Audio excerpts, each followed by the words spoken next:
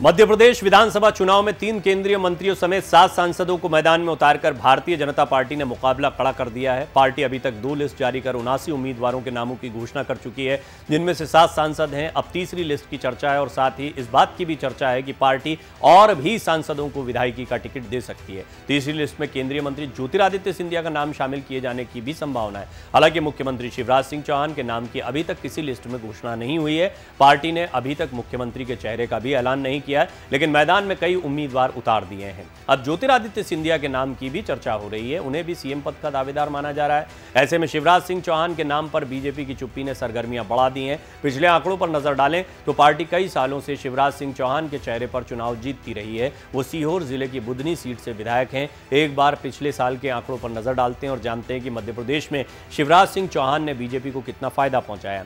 सीहोर जिले में बुधनी, आष्टा, इच्छावर और सीहोर कुल 4 विधानसभा सीटें हैं। सीहोर जिले की चारों सीटों पर बीजेपी का दबदबा है। उसने 2018 के चुनाव में सभी सीटें जीती थी। बुधनी से शिवराज सिंह चौहान 1,23,492 वोटों से जीते थे, उन्हें 60.25% वोट मिले।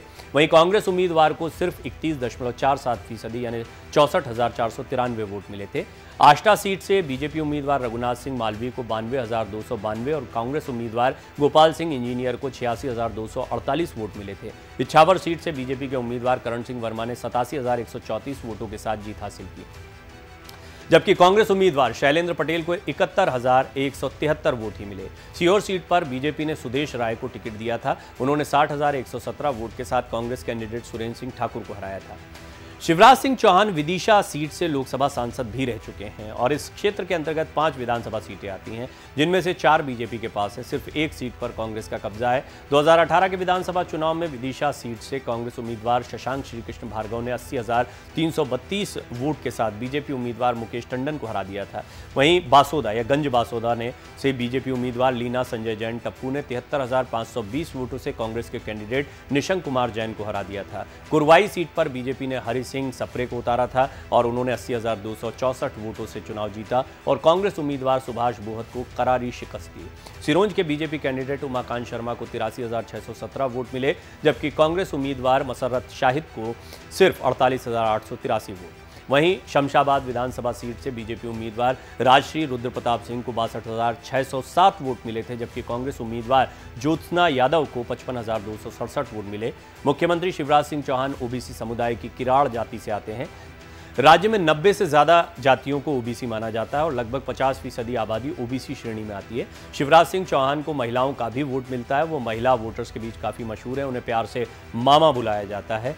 मध्य प्रदेश में 2.62 करोड़ से ज़्यादा महिला मतदाता हैं। कुल मिलाकर आप सारा गणित समझ सकते हैं कि मध्य प्रदेश की सियासत में बीजेपी किस तरह की रणनीति बना रही है। ये रणनीति बनाने की जरूरत क्यों पड़ी? इंटरनल सर्वे ऑपरेशन लोटस कर्नाटक में भी हुआ और कुछ उसी अंदाज में सरकार जो है मध्य प्रदेश में भी गई। ज्योतिरादित्य सिंधिया की बगावत से उस समय तो सरकार मिल गई, लेकिन इसके लॉन्ग टर्म में बुरे असर पड़ सकते हैं। इस बात को राजनीतिक विश्लेषक पहले से कहते आए। देखिए, पार्टी की अंदरूनी राजनीति में भी इसका असर पड़ा और जनता पर भी एक असर पड़ता है। कर्नाटक के जो नतीजे आए वो थोड़ा चौंकाने वाले हैं। कर्नाटक मध्य प्रदेश में सीटों के लिहाज से समानता दिखाई देती, मुद्दे भी बहुत हद तक सेम है। यही वजह है कि कांग्रेस ने शुरुआत से ही बिल्कुल वही योजनाएं, वही बातें महिलाओं को लेकर, वही गारंटी योजनाएं जो कर्नाटक में दी थी, उन्हीं की बात मध्य प्रदेश में करनी शुरू कर दी।